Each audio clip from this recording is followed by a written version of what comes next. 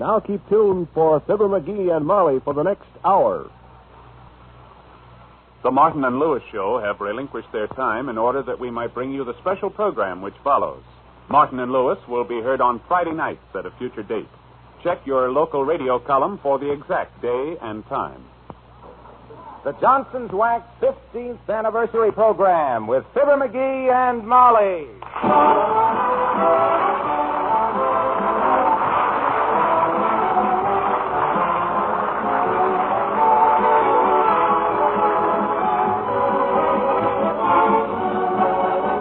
Tonight, in a special full-hour anniversary broadcast written by Don Quinn and Phil Leslie, Fibber McGee and Molly come back on the air in the United States and Canada to begin their 15th continuous year of broadcasting under the sponsorship of Johnson's Wax. Naturally, at a time like this, the sponsors of this program look back through the years with gratitude to Fibber and Molly for radio's finest family program, and with even greater gratitude to you millions of friendly listeners, because it's your appreciation of Fibber and Molly's wholesome radio entertainment and your confidence in Johnson Wax products that have made the programs possible. 15 continuous years of broadcasting under the same sponsorship. During the next few weeks, you will see special anniversary displays in the stores of dealers who handle Johnson's Wax products. We hope these displays will remind you that your dealer, too, is responsible for these programs, and that it is his support, as well as your own, which makes it possible for the makers of Johnson's Wax to bring you Fibber McGee and Molly.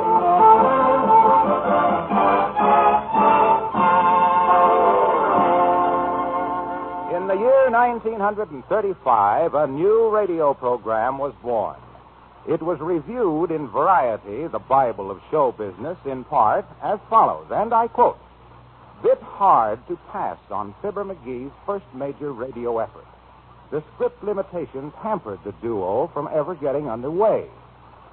Commercial talk was handled by Harlow Wilcox, who killed a few quips due to premature laughs.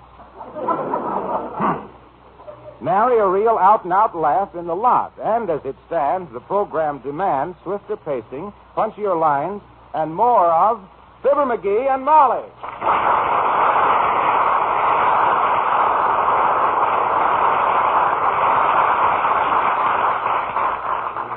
15 years. My gosh, it don't seem possible. 15 years ago, it didn't even seem probable. Boy, the stuff we've done in 15 years. See, do you remember the show back in 1936 when you were a reporter on the paper and went out to get an interview with the governor's wife? Yeah, I got printer's ink in my blood, kiddo. That's why I have to be so careful shaving. Ruins the towels. I never did know what happened to that story, McGee. Didn't I ever tell you what happened about that? No, that was a wild goose chase. I couldn't get a story. The governor's wife was gone when I got to the house. Out of town, was she? Yeah, she just left. She run away with the chauffeur. I see. She ran away with the chauffeur, so you didn't get any story. That's right. It's a waste of time. Well, what did the governor have to say about it? Did you talk to him? How could I talk to him? They shot him before they left. Heavenly days. Well, why didn't you get a story from the neighbors? Didn't they have any statements to make? I'll say they didn't. They wouldn't even come out on account of the lion. The lion? Yeah, the one that got away from the circus. Prowling around the neighborhood. He ate 2 cooks and the gardener before I got there. Oh, well, that's the break. It takes a natural-born reporter to know when a story is out the window because... Come in. Well, I'll be a uncle's monkey if it ain't his honor the mayor. Hi, Latriv. Hello, Mr. Mayor. Hello, Molly. Hello, McGee. Latriv, as the guy says when he's seen a good windy corner to build his optical shop on, this is a sight for sore eyes. Thank you. You're looking very well yourself, McGee. And you too, Molly. Did you have a pleasant summer? Oh, yes, indeed, thank you. And you? Oh, yes. Yes, I had a very interesting summer. I was an amateur member of a scientific expedition in Colorado. We were searching for dinosaur eggs. Dinosaur eggs now. Are you kidding me? Why, we've known her for years, and she never laid an egg in her life. Certainly not. She's simply wonderful. I don't understand. Who is? Dinah Shore. I'm afraid there's a little misconception here. I was referring to a big, ugly, prehistoric monster. Now, just a darn minute. When you talk about friends of ours, just keep a civil tongue between your teeth. Yes. Dinosaur is not big or ugly or prehistoric. I didn't say anything about dinosaur. I said dinosaur. It isn't shore, Richard. It's shore. As in shore patrol. And in her case, there'd be a lot of volunteers. I'll go on, Richard. Yes, do, Mr. Mayor. Let's give him a chance now, McGee. Okay, we won't interrupt again unless it's necessary, boy. No. So you go right ahead. You bet. Dull as it is, we want to hear about it. Absolutely. Now? Sure. The expedition had heard rumors from wandering cowboys and Indians that dinosaur tracks had been discovered in a certain remote canyon in northern Colorado. You could have discounted them rumors right off the bat, Richard. That kid don't have to hide up any remote canyon. Even to try out a new hillbilly number, she don't. Oh, please. Now, look. I admit that Dinah Shore is lovely and a fine girl and an excellent singer. I'm not talking about her. Is that understood? No, it isn't. Why don't you want to talk about her? You got something against her? You tone deaf or something? We've always considered you one of the greatest gentlemen we know, Mr. Mayor. Yeah. So when you refer to Dinah Shore as an ugly monster and state that she's 1,000,000 years old and has to hide in the gully to rehearse her number... Yes, and accuse her of laying eggs all over Colorado. I didn't say she was a muggly eggster. What did you say? I mean, I never said anything about Dinah Canyon hiding a hillbilly. Because I said I was hoping to look for Dinah Shore. You got sore when sore when I... Just because an ugly monster like China Dawn. I didn't know what you were the one. It was you were all.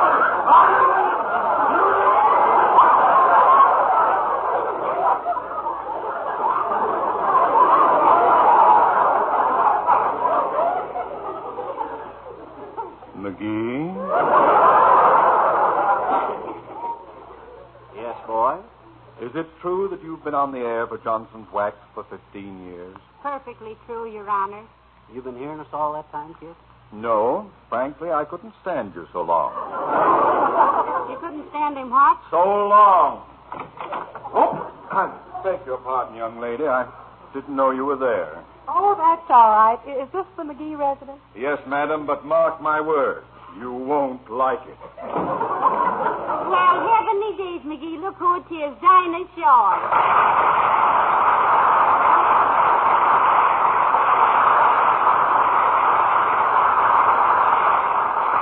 Hi, Dinah. We were just talking about you to Mayor Latrivia. Oh, was that Mayor Latrivia I met going out? That was himself, all right, Dinah. And a very nice man, too.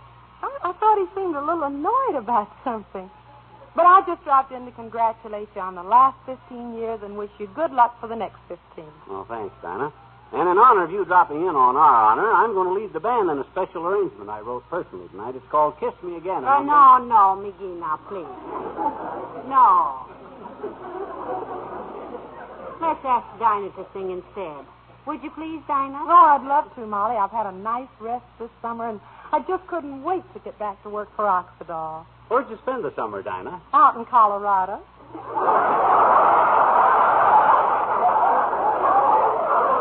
You know, it was a lot of fun taking my music up into some remote canyon and practicing some hillbilly numbers. Though, confidentially, I really laid an egg with a couple of them.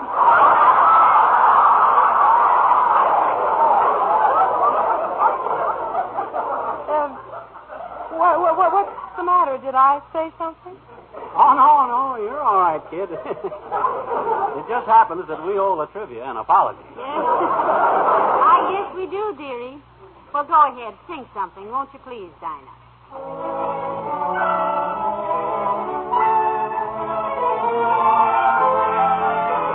I'm as corny as Kansas in August. I'm as normal as blueberry pie. No more a smart little girl with no heart. I have found me a wonderful guy. I am in a conventional dither with a conventional star in my eye. And you will note there's a lump in my throat when I speak of my wonderful guy. I'm as sad and as gay as a daisy in May, a cliche coming true. I'm bromidic and bright as a moon, happy night pouring light on the dew.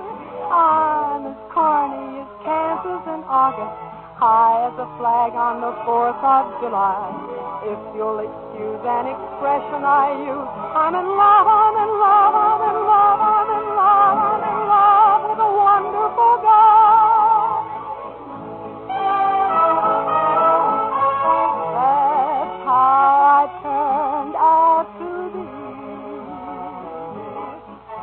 the happy young woman you see. I'm as corny as Kansas in August, high as a flag on the 4th of July. If you'll excuse an expression I use, I'm in love, I'm in love, I'm in love, I'm in love. I'm in love with a wonderful guy.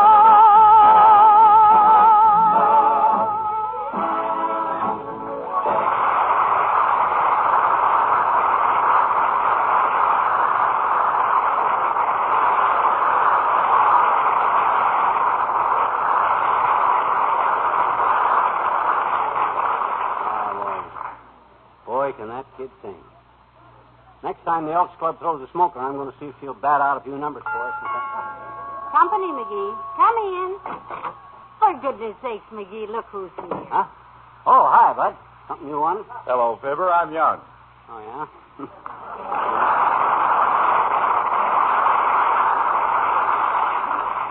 Well, we were young once, too, Bud, but you spend 15 years on the air and you'll get over that, boy. No, McGee, it's Robert Young, the actor. Oh, my gosh, Robert Young. Him. Bob, old boy, I'm glad to see you. This is my wife, Molly. Molly, this is Robert Young. How do you do, I'm sure. Hello, Molly. I came over to congratulate you two on your anniversary. 15 years. Just think of it. Do we have to? Oh, I think it's wonderful. You know, I've just started with my own show on NBC for Maxwell House Coffee. Oh, yes, we hear you every Thursday. Father knows best. Lots of luck with it, Mr. Young. Thank you, Molly. I certainly envy you two, having the same show on the same network for 15 years. Well, it does have its compensations, all right. You know, starting today, NBC lets us use the regular employees' washroom.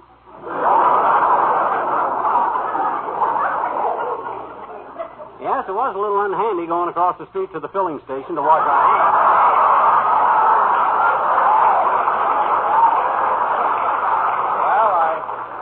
I know I have something to look forward to, all right. Say, I want you two to know that I heard your very first show, April 16th, 1935.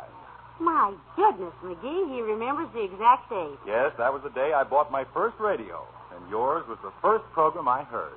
Great. You loved it, of course. Yes, it was a beautiful set. Remember when you got your house, too, 79 Wistful Vista. You won it in a raffle on August 26, 1935. My God. How do you remember that date so well? Well, it was right after that show that I sold my radio. Oh, I'd almost forgot that show. Remember, Molly? Oh, indeed I do. They called the lucky number on the house. I shouted, McGee, we won. You fainted, and the orchestra played Zing, went the strings of my heart. That's the way it went, all right. It was pretty easy to solve your housing problems in those days, wasn't it? Yeah, and it was pretty easy to finish a radio show, too. If you didn't have a joke to finish with, just throw in a groan, a body fall, and a band number. That's right. And you know something?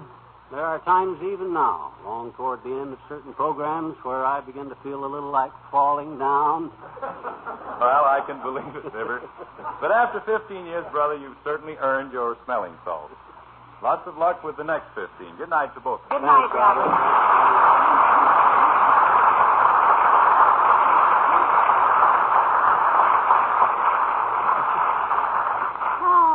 Heavenly days. Imagine Robert Young coming to see us. Yeah, well, it pays a guy like Bob to keep in touch with influential friends like me, kiddo. Hey, I wonder if this would be a good time to run over that Kiss Me Again number that I arranged for No, now wait, McGee. There's somebody coming up the walk. Who is it? Search me.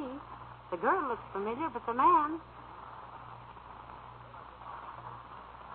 Do we know a tall, dark man with curly hair and a bold look? I don't know. Has he got a deep freeze under his arm? It might be our congressman. Or maybe it might... Easy, dearie. Here they are. Oh. Come in.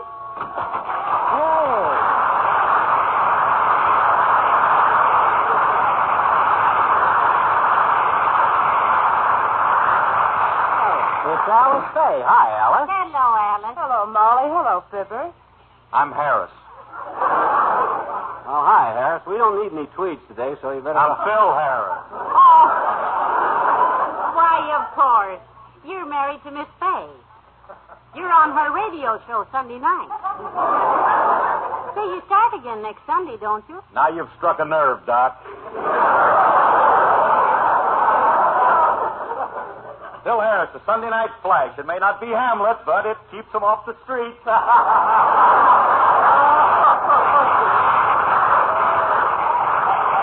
Harris, that layout did wonders for you. Let me talk a while. I've married Livingston for 13 years now. I got you. Stuck with me. All right, come on then. So loud, Phil. Now, come on. Well, gee whiz, I can't help it if my voice is full of residents. What's up? Molly, we just stopped by to give you our best wishes on your 15th anniversary. And that's a long time on anybody's program. It's a longer time to be off a program. Anything personal in that remark, short stuff? What do you think? I don't think there is. I've been gainfully employed right along. Gainfully employed. That means I've been working regular. They know what it means, Phil. Say, Alice, won't you sign our guest book while you're here? Oh, I'd be glad. Now, wait a minute, Alice. Just hold it a minute now. You promised me you'd sign nothing till I looked it over. But, Phil, it takes you so long to read things. This is just a guest book, Phil. See? Look. Well, hand it here a minute. Yeah. Uh-huh. I thought so. What's this word here? Book.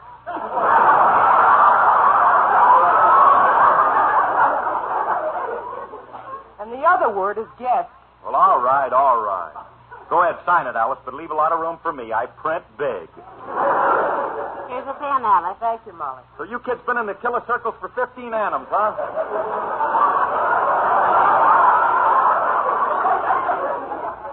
Gee whiz, that's great. Well, we will be one of these years. You know, Rexall is pretty happy with us. What makes you say that, Phil? I heard them talking, baby. I heard one of the executives say they better hang on to Harris. He said I was the only drug on the market they wasn't already handling.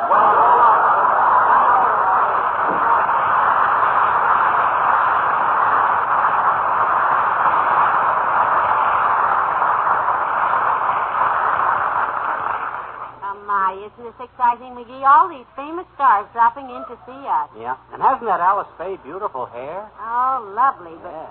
you know, I wouldn't be surprised if she touches it up a bit. Yeah. It's a beautiful blonde shade, though. Oh? Hi, kid. Congratulations. Well, my gosh, Perry Como.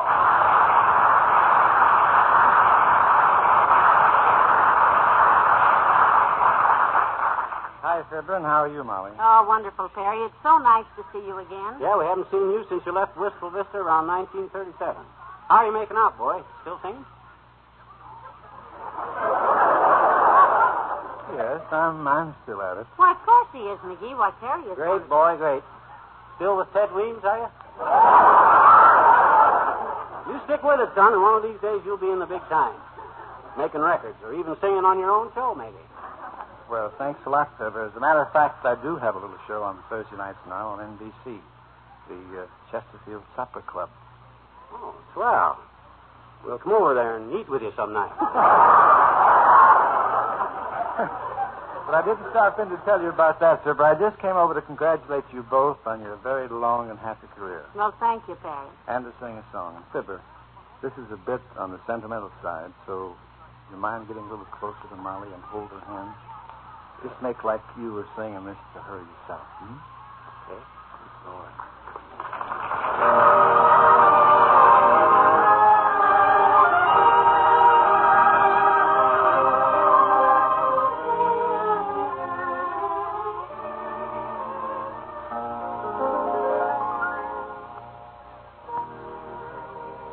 Give me your hand. Let me be ever near. And let us wander together through the years. Give me your face. I vow that I'll be true. No doubt must ever touch my love for you. Give me your heart to cherish tenderly. No greater gift than this could ever be. Give me your love and make my life divine.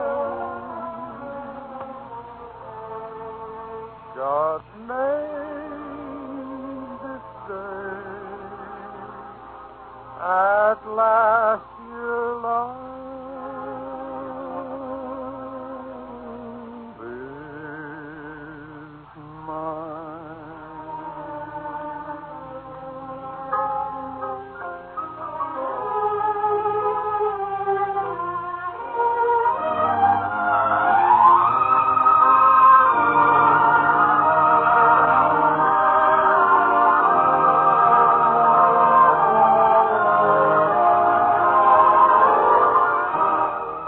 Give me your love and make my life divine. God made this day at last your love is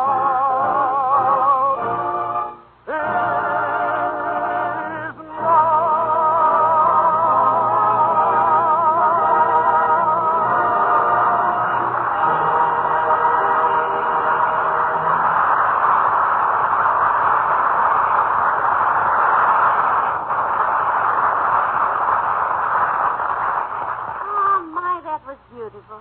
You know, McGee, some of our old friends and neighbors have become pretty famous since they left Wistful Vista. Okay. I don't claim all the credit for it, of course, but I always made it a point to set an example for my neighbors. Yeah, and they made a point of ignoring it. Now, you take the water commissioner of Summerfield, for instance, Throckmorton P. Gildersleeve. You take him. I never could. Well, you know, he has a very funny show on NBC Wednesday nights for craft food. Yeah. Say, do you remember the time you and he climbed into the bathtub with your clothes on? Yeah. You mean the time I found the watch downtown? That was it. It was in 1940, I believe.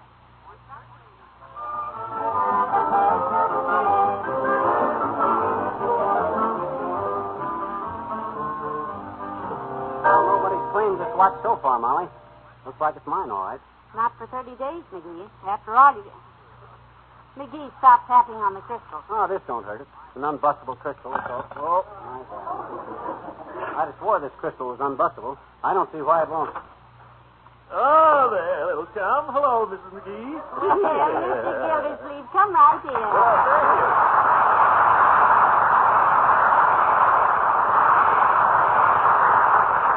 What's the idea of busting right in the door, you unmannerly oaf? Why don't you ring the doorbell? Because this is from a 1940 script, sonny boy, and that door chime didn't appear in your show till 1941. Oh, yeah. Well, anyway, I can't talk to you right now, Gildy. I'm fixing a valuable watch. What's this I hear about you finding a valuable watch? Oh, indeed we did at 14th and Oak this morning. A new watch, gift wrapped and everything. Yeah. We've been advertising for the owner all day. Show it to him, dearie. See, Gildy? Crystal's broken. And look, McGee, one of the hands is bent. It is? Which one? The second hand. Second hand from the right or the second hand from the left? Just the second hand, you dumbbell. That little tiny hand. Oh. Here, let me straighten it out. I got a steadier hand than you have. Oh, yeah? Your hand shakes like a grass skirt at a stag party. I'll do this myself. Lend me your Boy Scout knife. I always was a whiz at fixing watches. McGee is part Swiss, Mr. Gildersleeve. Oh, he is? Yes. Why don't you use him to bait a mousetrap with? Can't you see I'm doing a delicate job here? Wait a minute, McGee. This is no place to do a job like that. Let's take it out on the dining room table so you can keep track of the parts. Good idea. Look, boys, if you're afraid of losing part of the works, why don't you go sit in the bathtub and take it apart? Oh, my goodness. What a silly idea. It is not a silly idea. It is, too. It is not. Quit arguing with my wife, Gildersleeve. She says to go sit in the bathtub. That's where we'll go sit in. Open the door. All right. This ought to be fun, all right. Now climb in, Gildy. That's it. You sit in the front, will you? Makes me dizzy to ride backwards. All right, boys, all right. Here's the watch. And the Boy Scout knife. And 2 hairpins. Have fun now. Yeah, we are.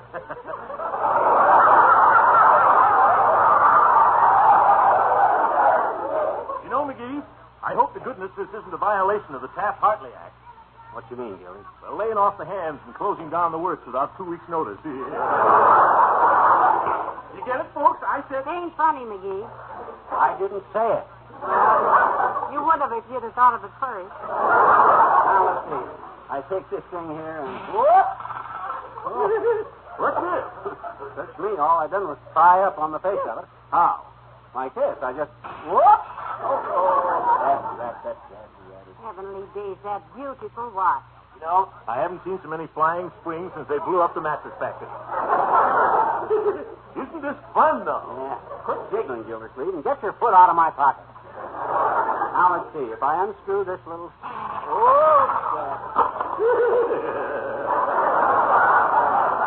You know, I'm certainly glad this isn't my watch, McGee. You know what I'm going to... You know what I've been doing wrong, Gildersleeve? Huh? We've been starting on the wrong side. We ought to took the back off first. Oh, good. Let's try that. I love to see the springs jump out. Here, Molly, you hold the back cover, will you? Certainly. I'd get in there with you, boys, but it looks a bit crowded. Oh, heavenly days, McGee. What's the matter? Look, there's an inscription inside the basket. What? There is? Imagine that. What's the poor sap's name? Listen, the inscription says, Happy New Year from the boys at the factory to our beloved boss, Throckmorton T. Gildersleeve.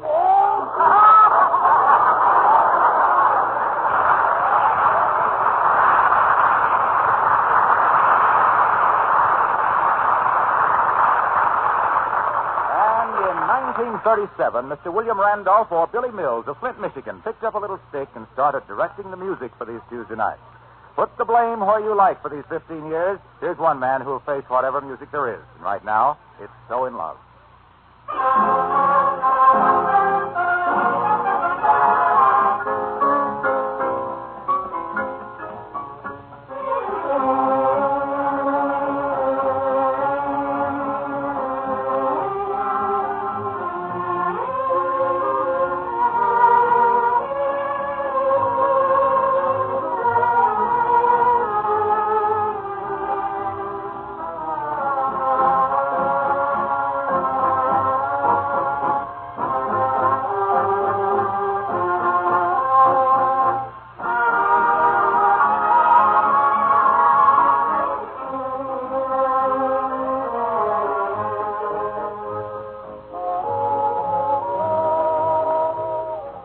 Fibber and Molly and their guests return in just a moment, so stay tuned to your NBC station for the second half of our 15th anniversary program. WMAQ and WMAQ-FM, NBC in Chicago. You're all invited to the Dentine Quiz. Do you know how good this chewing gum is? Lasting flavor. That's not missing. So delicious. Right. Now listen. Chew some Dentine gum each day. Help keep teeth white, breath okay.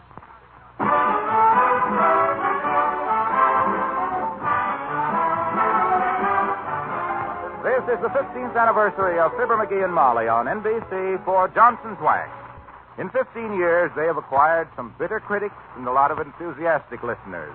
Among the latter is a beautiful, distinguished, and beloved lady of motion pictures. She and the McGees have been each other's devoted fans for many years. I would now like to call to order the Fibber McGee and Molly Irene Dunn Mutual Admiration Society. Miss Irene Dunn.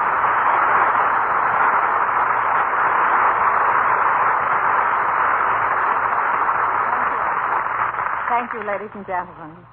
Mr. Wilcox was quite right in saying that I've always been an ardent Fibber McGee and Molly listener.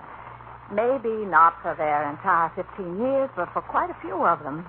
I like their program, not only for myself, but for the fact that I know my family, my friends, especially my little friends, can listen to it regularly without the slightest fear of anything offensive being said.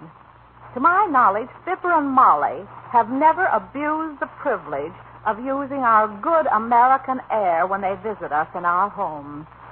Congratulations, Molly, and to you too, Fibber. Well, thanks, sis. Yes. Thank you, Miss Dunn. Those are awfully kind words. Well, I mean every one of them. You know, I suppose everybody has a favorite character on your program, Molly, and I think my favorite is the little girl who lives down the street, Teeny. Is she here tonight? No, she couldn't come, I bet you, because... I mean, she couldn't come, Miss Dunn. There wasn't room on the program for her tonight. Well, she's my pet, Molly, and I hope that little girl never grows up. Thank you, Miss Dunn. I hope she doesn't either. But if she ever does, I hope she'll be just like you. Well, come and see us again sometime, sis. Thanks, Bud. Good night.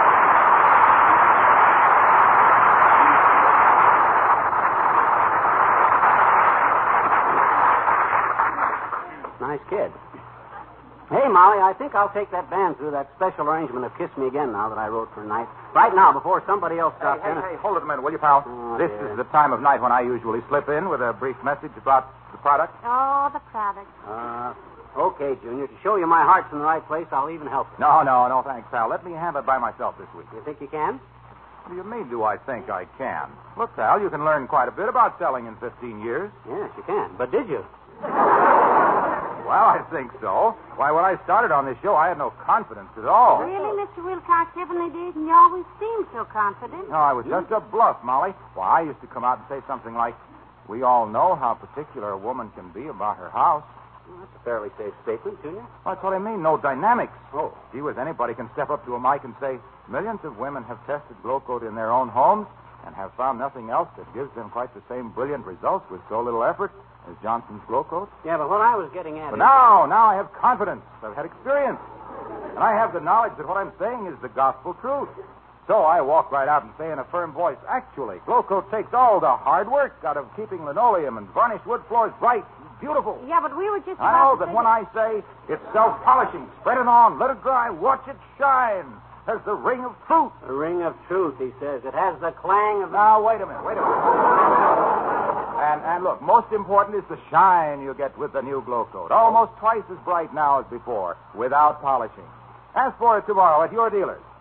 Now, you see how confident that sounds, Tom? You see how waxy. Hey, waxy. Oh, well, I was just explaining what I've learned in 15 years. What have you learned? Not a thing, Mr. Wilcox. If we had, we'd never try to butt in after you once get started. That's like a caterpillar standing on the tracks trying to stop the 20th Century Limited with a pedal off a geranium. Where are you going, Junior? Over to the mic. I've got an announcement to make. Excuse me. Ladies and gentlemen, in about 1937, there was a young boy in New York going to Manhattan College. He was a shy, breathless lad. Well, not too breathless. He had enough breath to sing, and he sang very well. In fact, he sang so well that he got a job on a top radio show. He also turned out to be quite a famous comedian with a Saturday night show of his own. This new day that dawned was named Dennis. Dennis Day, Tom Olive's singing star. And here he is.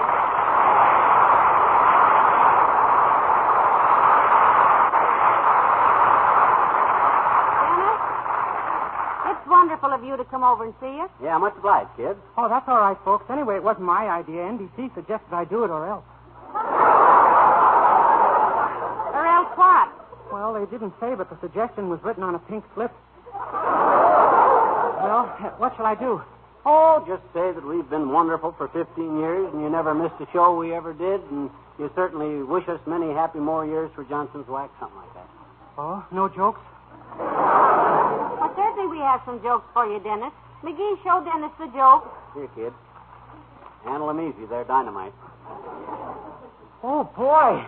Well, congratulations, folks. You've been wonderful for 15 years, and I never missed a show you ever did, and I certainly wish you many more happy years on the air for whom? Johnson's Wax. Yeah, good night. Now... Hey. Wait a minute. You didn't read the stuff we wrote for you. Well, I wanted to take it with me. I never had any material like this before. Yeah? You know, I have my own show on Saturday night over NBC for Colgate. Yeah? I can use this stuff. This is just what I need. Oh, we're very glad you like it, Dennis. Yeah, on my show, everybody laughs all the time, and you can't hear the lines. Oh. I need stuff like this to quiet everybody down. Hey. You mean you're not even going to sing? Oh, you want me to sing, too? What do you mean, too? What do you mean, too? What else have you done? Now, McGee. There's no way to talk to a guest who was nice enough to drop in and wish us well. It wasn't my idea. NBC suggested... Yeah. Look, kid. How'd you like to sing one of Molly's favorites? I'll Take You Home Again, Kathleen. I'd love that, Dennis. Will you do it? Sure, and this is because I want to, not because NBC... Yeah. We know. Go ahead, son, and thanks very much. Thank you. I hope you like it, Molly.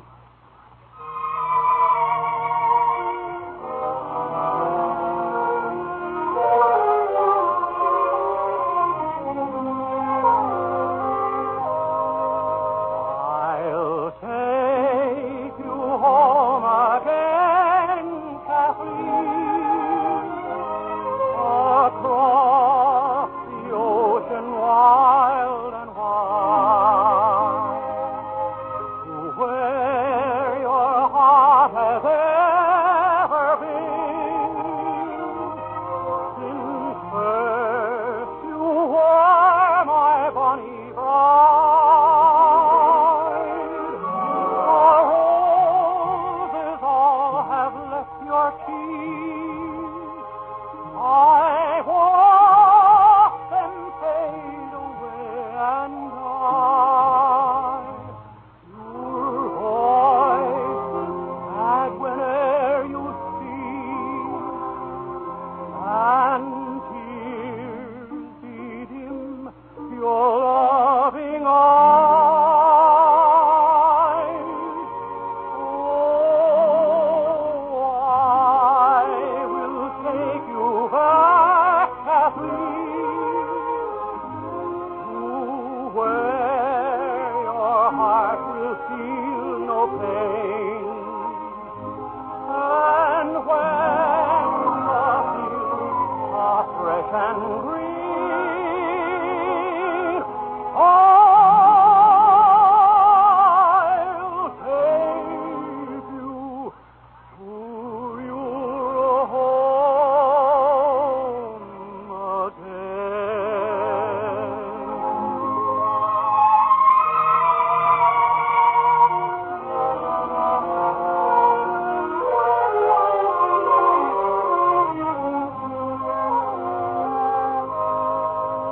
Oh, I will take you back, Kathleen, to where your heart will feel no pain, and when the fields are fresh and green, I'll take you to your home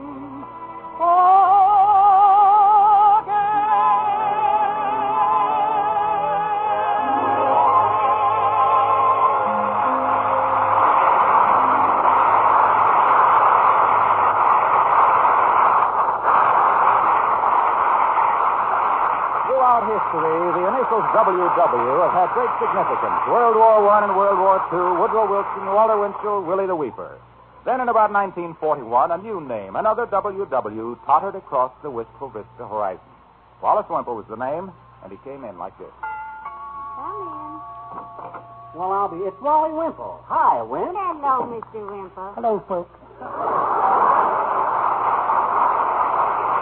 Hey, just in time, Wimp. This is our 15th anniversary on NBC for Johnson's Wax, and I got a musical arrangement of Kiss Me Again I made, and I thought I'd have the I'm sorry, Mr. McGee, but I simply won't have time. Oh, that's too bad, Wimp. Mm-hmm. I just came in to congratulate you. In fact, I was walking through the woods with my bird book. Your what, Wimp? My bird book. Somebody told me they'd seen a big-billed, blue-breasted Brazilian barn booby out near Dugan's Lake. And as I was walking along, an idea for a poem came to me. A poem, Wimp? Yes, about your 15th anniversary. Would you like to hear it? I can do it from memory.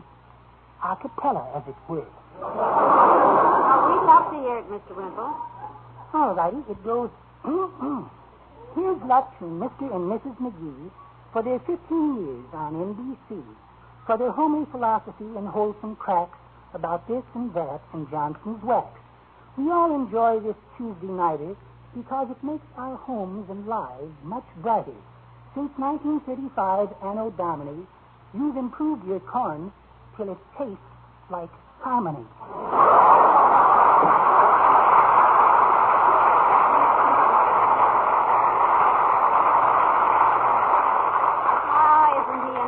Man, McGee. Say you didn't mention Mrs. Wimple. I wonder if... Sweetie face, he probably feels like my mother did when I was a little kid.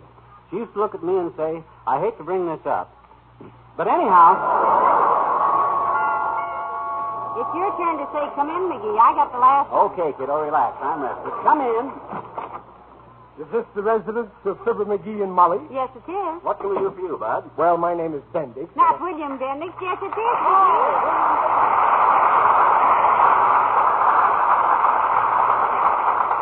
Hi, Bill, old man. Nice of you to drop in. I suppose you bring a message of greetings and good cheer on our 15th anniversary. Well, let us just say that I bring a message. What do you mean? What do you mean, Mr. Bendix? Well, look, you're nice folks, and I don't want to get tough, but here's the situation. You've been on the air for 15 years for one sponsor. Yeah, and by increasing his business by $72,900,000... Ah, McGee. Go on, Mr. Bendix. So you've been happy with one sponsor. You've been happy with just one network. No skipping around. You sit around all week. Saturday you say, let's do another show next Tuesday. And Tuesday you do it. And you sit around the rest of the week again. Look, Bud, this may all be true, but if so, what of it? What a revolting development this is. Look, who's leading the life of Riley, me or you? Heavenly days are infringing. Well, there's no hard feelings. I was just confused. I only hope I can do it myself for Pabst Blue Ribbon on Friday night. So, congratulations and good luck. Bye.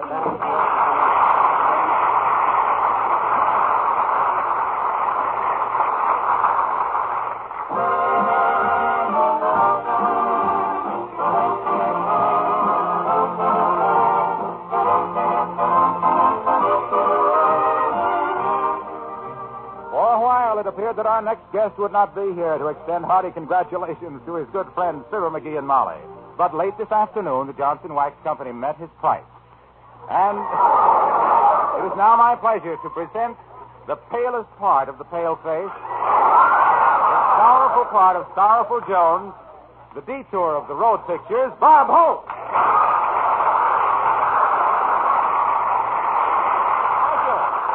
Thank you very much. Thank you, ushers. Thank you, Harlow. Harlow, don't you love that name? I had a name called one announcer called Wendell one time. Where do you get those names off? Old Pullman cars, huh? He's a wonderful guy, very loyal, though. What other announcer would glow-coat his head for 15 years? But how do you do, ladies and gentlemen? This is Bob Still on the big network, Hope. We better stick together. There's only a few of us left, you know. We're tight. Telling all you listeners, if you're ever tired of using Johnson's Wax on your kitchen floor, you'll always find me behind your bathroom door. Yes, sir, Swan and Pepsodent. 12 years in radio and still can't make the living room. Up until lately, we've had two kinds of radio, FM and AM. I never knew until tonight that I meant Fibber McGee and Molly. 15 years, a long time with one sponsor. I only know one other comic who's had the air that long, my cousin Bert, who operates a skirt-blowing machine in the fun house at Coney Island. 22 years of it, never had a slack season. I'll be back in the air next Tuesday in spite of my sponsor. I had more trouble getting someone to say yes than Vice President Barkley.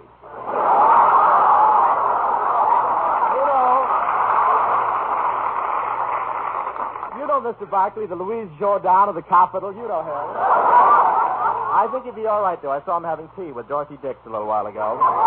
And I'm thinking of going into television as soon as I save enough to pay the plastic surgeon.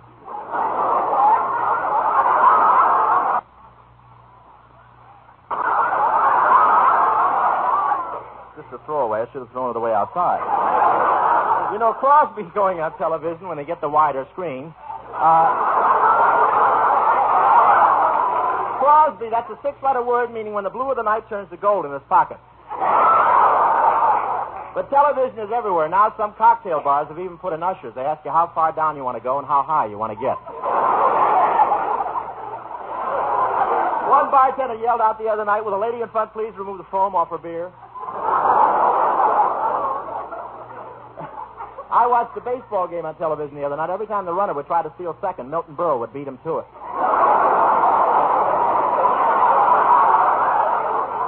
Better this way. Thank you. And television is liable to ruin the Lone Ranger. Wait until the kids find out that silver is just 2 coconut shells in the hands of an ex-Harvard man.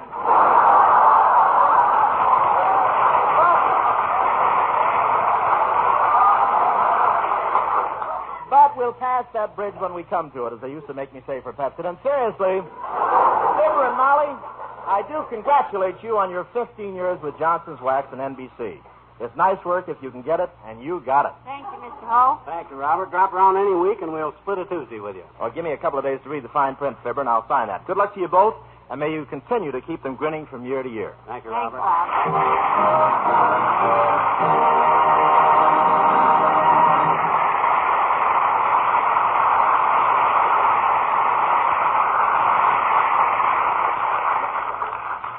Well, there ought to be a big fat word said right here about 4 men who joined this program in about the year 1940. They've made a solid name for themselves, both with us and with the work they've done in Walt Disney's wonderful pictures. One of the nation's top singing groups who have further distinguished themselves by presenting a series of fine musical programs this summer for Johnson's Wax during Fibber and Molly's absence. Here they are, America's 4 most singers, the King's Men.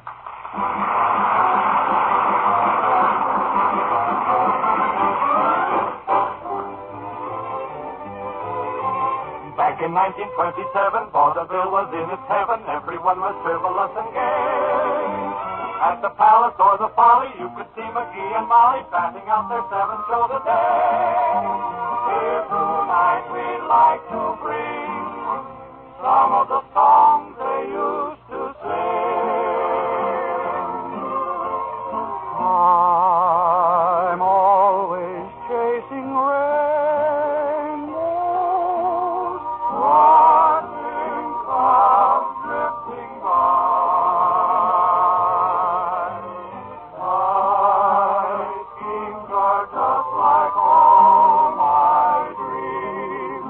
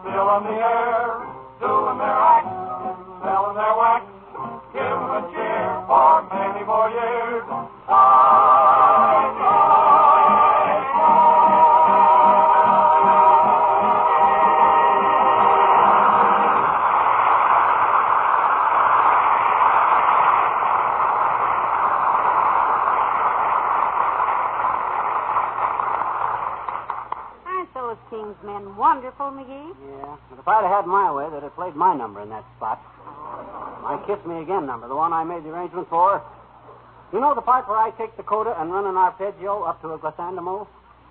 Then I let the trumpets take the vibrato and slap into a brassy fortissimo? You know that part? No, but I always say if you can't whistle it, it'll never be popular. Well, this arrangement of mine is... Come in. Oh, for goodness sakes, McGee, it's Ole, the janitor from the Elks Club. Hello, Ole. It's nice to see you. Well, hello, missus. Hi, Ole. Hello, McGee. I used to pass by and I see the commotion. That's going on. Oh, nothing's wrong, Ole. We're just celebrating an anniversary. Well, congratulations, missus. How long you married? No, 31 years, but this ain't for that. I mean, that ain't what we're celebrating. This is on account of we've been on the air for Johnson's Wax for 15 years. Consecutive. Oh, that's too bad, McGee.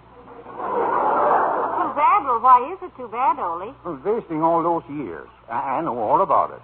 Every Tuesday night we listen to Johnson's Wax on the network. Mm-hmm. For 15 years, every Tuesday night. Yeah. My Christina, she's 14 years old. Mm-hmm. You was on the air before she was born. Mm-hmm. She thinks you were a kind of a national institution, like Grand Canyon, Redwood Trees, and Yin Rummy. Boy, if you've listened every Tuesday night all these years, you've really accounted for a few hours. Well, that's all right, McGee. I have to listen anyway because my wife listens, and we only got one radio. Oh, I see. So every Tuesday night for a half hour, I know I'm just donating my time. So long, McGee. Good night.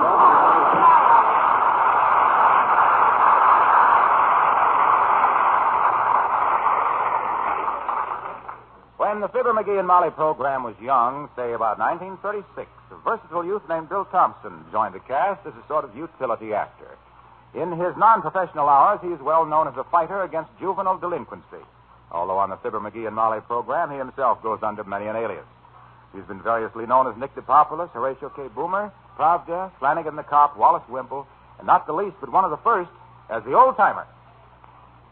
Hello there, kids. Hi, daughter. Hi, Johnny. Hello, Mr. Oldtimer. It's nice to see you again. Hi, Old-Timer. What you been doing? I was just downtown, Johnny, to see Doc Gamble.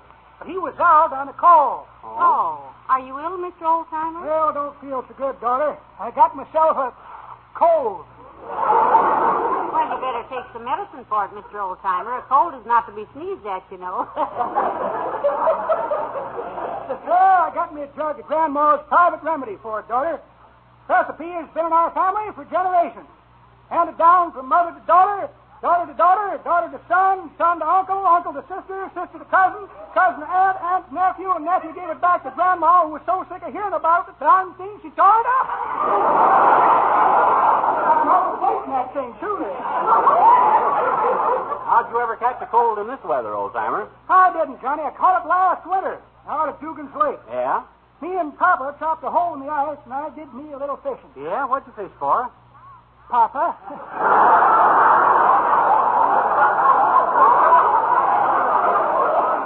Well, I got to run along, kids. I'm going to see a friend of mine this afternoon. Going to be his pallbearer. Pallbearer. Oh, heavenly days. What happened? Oh, he was an inventor, daughter. Invented himself a novelty necktie out of rawhide. Yeah? Went out in the rain with it. Son come out later, tried the rawhide, and strangled him. We seen him getting red in the face and pointing to the necktie, but we thought he was blushing and asking our opinion of it. We just stood there smiling and nodding at him until poor fellow was gone, and so am I. So long.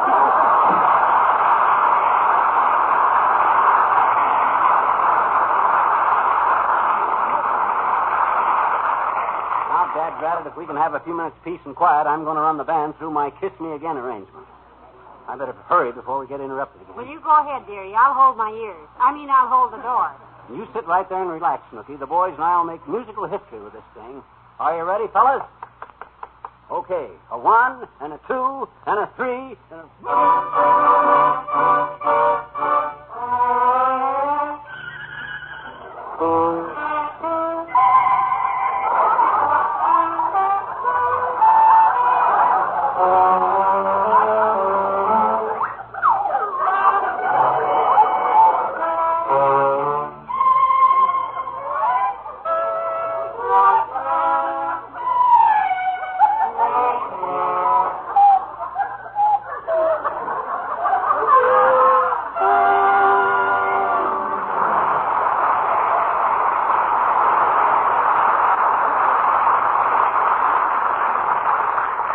was it, kiddo? Was it sharp and clear? Was it distinct? Yes, it certainly did.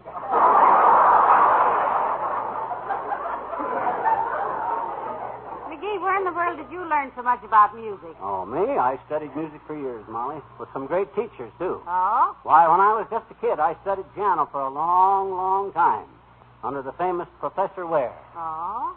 Long Underwear McGee, I was known as. Oh, dear. Long Underwear McGee, the mighty mucky muck of the metronome, making mugs of mediocre musical mutt, muddling through a monotonous mess of medleys, making millions marvel at the minor melodies made out into magnificent masterpieces by the miraculous movements of my magic mitts, miffing many a maestro as I modulated from March Militaire and the minuet in G, and that's the story of Long Underwear McGee after 15 years on NBC. Bong, bong, bong.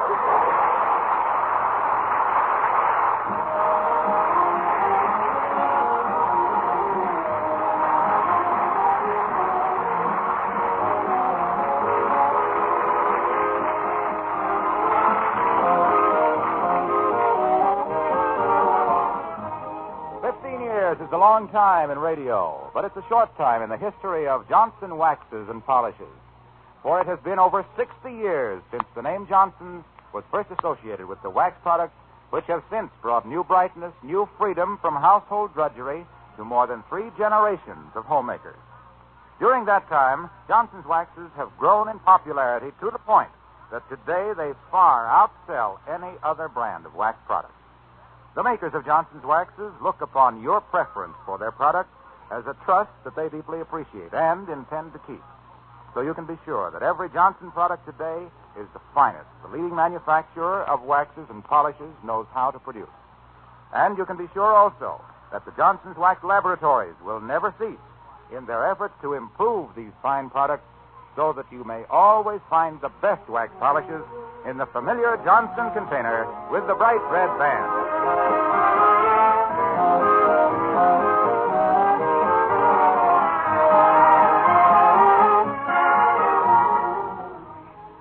Ladies and gentlemen, there's been a lot of kidding around tonight about our 15 years on NBC for Johnson's Wax, but we're not selling it short.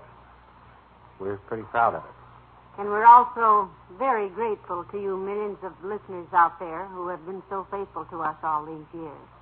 And also to the famous radio and picture stars who so generously dropped in on us tonight. Next week, we start our regular series of radio shows, but we're retrenching a little.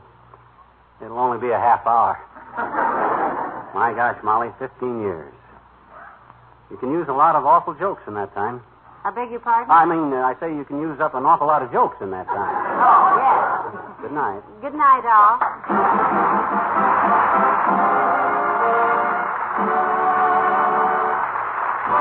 The makers of Johnson's Wax products, Racine, Wisconsin, and Brantford, Canada, and all of us on the program wish to thank all the people who so generously dropped in to congratulate Fibber and Molly on their 15th anniversary. Be with us again next Tuesday night, won't you?